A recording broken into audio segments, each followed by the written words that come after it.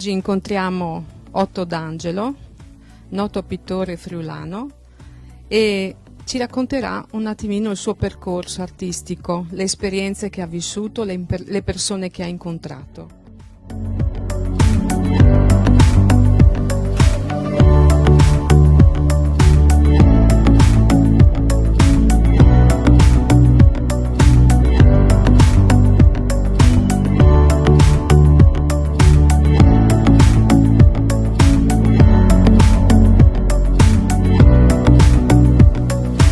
Che tipo di artista pensa di essere? Lì è una risposta che non so come. Dunque, tutto quello che facevo non fu mai respinto. Scuole prima non ne ho fatte. Cosa ha imparato nel periodo trascorso in Francia? Dio, siamo partiti qua perché subito dopo la guerra, non solo io, ma siamo partiti, ogni famiglia aveva un immigrante là. E nel periodo francese, se si può dire, che ero impiegato in una casa editrice, e quei disegni di avventure portati dall'Italia, perché queste illustrazioni erano fatte prima da Del Duca in Italia, ma Del Duca aveva anche gli uffici, gli studi a Parigi. Allora io dall'italiano facevo queste pagine, le disponevo in orizzontale. Quel periodo mi iscrissi all'Accademia La Grande Chaumière perché era molto interessante saper fare le figure, no? E io qua non avevo soldi per poter studiare e là proprio ho studiato, ho imparato molto bene, che mi era tutto facile di imparare, non so.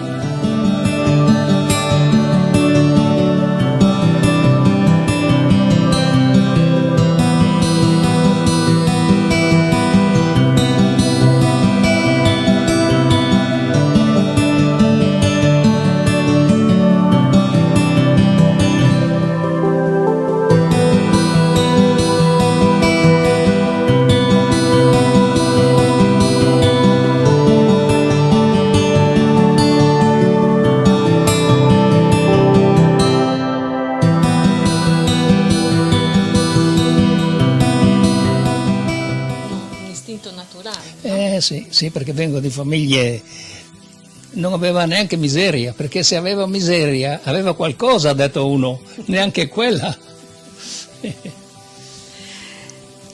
Otto, qual è l'importanza secondo lei del fumetto? Allora, a quei tempi furoreggiavano quei romanzi illustrati, e così anch'io cominciai infatti a fare delle tavole illustrate da me e le mostrai a una casa editrice che mi ordinarono subito senza contrastare, infatti. Più fui assunto ordinandomi il romanzo di 30 pagine, loro mi davano un romanzo scritto, un testo scritto di 30 pagine e io dovevo illustrarle in merito di quello che dicevano loro. Doveva interpretarlo, insomma. Sì, per esempio anche se si andava in Cile oppure in Spagna, io avevo i documenti per poter fare, ogni tanto mettevo qualcosa di spagnolo, no? Certo. Sì. Bene. E un'altra considerazione, ha descritto molti cicli, molte fasi, ha raccolto molte fasi nella sua pittura.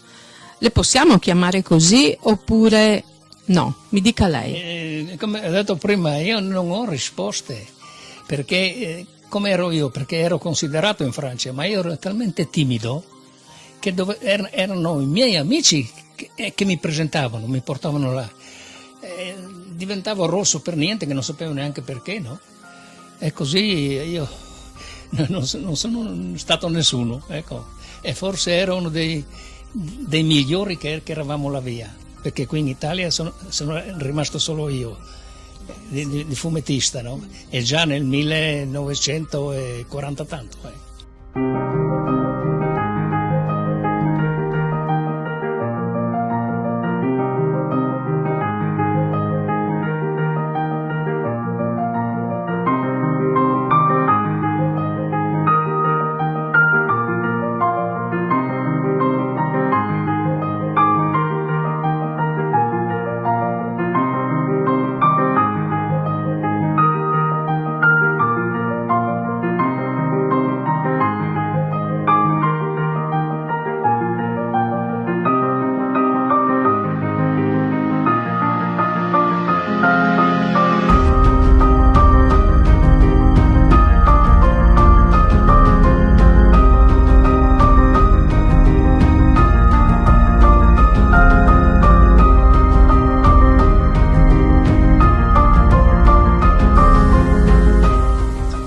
nella sua pittura possiamo dire che lei ha lavorato a cicli, tipo il Sway oppure la vendemmia?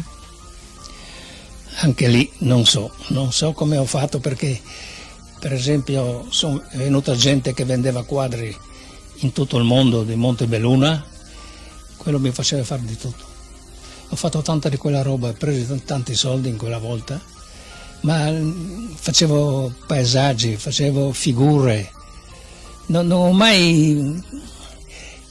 Quando ho cominciato a fare qualcosa proprio di particolare, sono 3-4 anni fa che ho detto adesso devo fare il Friuli contadino come era una volta, ecco. Ma prima non erano punti di... Ho lavorato per gli arabi anche io. Infatti cosa veniva, non so perché non ho mai considerato e non correvo da uno che besi. Un'altra domanda, Otto. Meglio designer o pittore? Come vuole essere chiamato? Nekel. Niente. No, io sono una persona che cerca di esprimere le miserie, le fatiche che faceva la mia famiglia. È quello che mi interessa a me che sia Otto che abbia fatto, che sia Micoli, non so perché. Se si vede sui miei quadri precedenti, non neanche la firma, non mettevo la firma.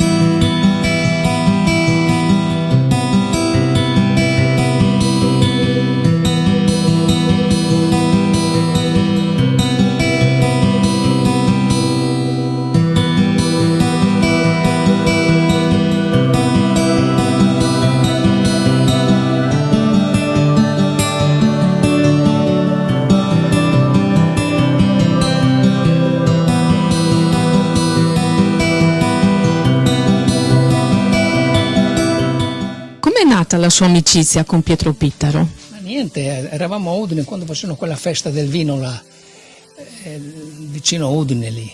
E lì siamo conosciuti, lui era sul palco lì, e a un certo momento ha detto ma qui da calfaschi i quadri, no?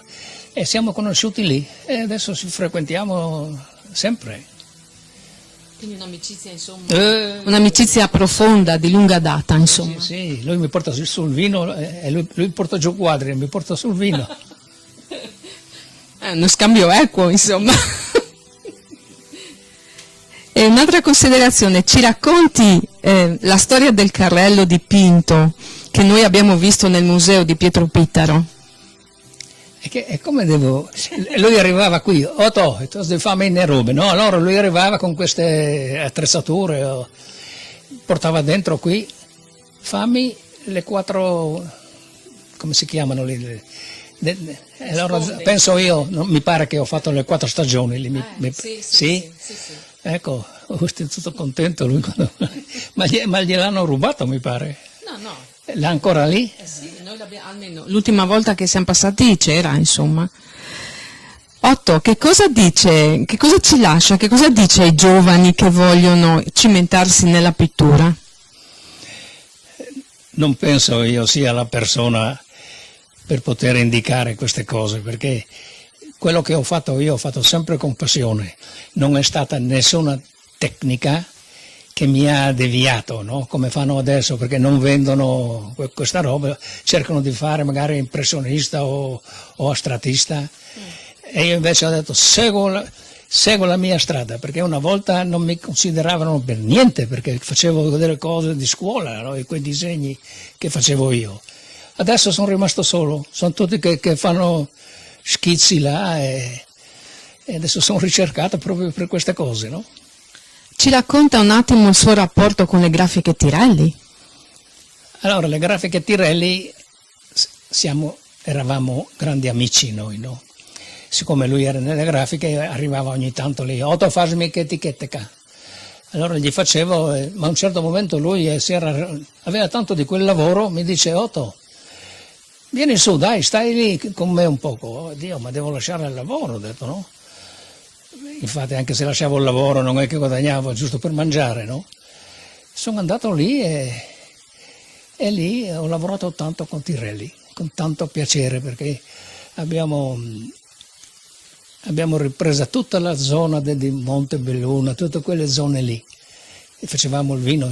È un libro pieno di etichette così, che li faceva Tirelli.